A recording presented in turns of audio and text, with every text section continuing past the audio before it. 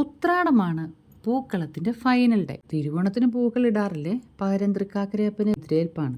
ഉത്രാടത്തിന്റെ അന്നത്തെ പൂക്കളം എന്ന് പറഞ്ഞാൽ നമ്മുടെ പ്രസ്റ്റീജ് ഇഷ്യൂ തന്നെ. അപ്പുറത്തും ഇപ്പുറത്തും ഉള്ള പൂക്കളത്തേക്കാൾ വലുതാവണം, അതുമാത്രമേ ഉള്ളൂ നമ്മുടെ ഉദ്ദേശം. തലേദിവസം ഉച്ചയ്ക്ക് തന്നെ തുടങ്ങും ഇതിനു വേണ്ടിയുള്ള കലാപരിപാടികൾ. ഞങ്ങൾ പൂക്കൂടെയായിട്ട് 4 വർഷം ഇറങ്ങിയായി. കൈ കിട്ടുന്ന ഇലയും മുട്ടും പൂവും കായും വരെ പറിച്ചെടുക്കും. മത്തന്റെയും കുമ്പളത്തിന്റെയും ഒക്കെ പൂവുണ്ടല്ലോ, അച്ഛൻ്റെ കണ്ണു വെട്ടിച്ച് പിറ്റേ ദിവസം രാവിലെ പറിച്ചു. വാഴക്കൂമ്പ് ഒടിച്ചെടുത്തിട്ട് അതിന്റെ ഉള്ളിലെ പൂവില്ലേ, അതിനെയാണ് ഡെക്കറേഷന് വേണ്ടിയിട്ട് നിരത്തുന്നത്. വീണ്ട പൂവും കോളാമ്പിയും ചെമ്പരത്തിയും ഒക്കെ പച്ച ഈർക്കിലയിൽ കോർത്തിട്ട് കൊട കുത്തും. അടുക്കളയിലെ തിരുവോണത്തിന് മുന്നോടിയായിട്ടുള്ള ഉത്രാട സദ്യ ഒരുങ്ങും.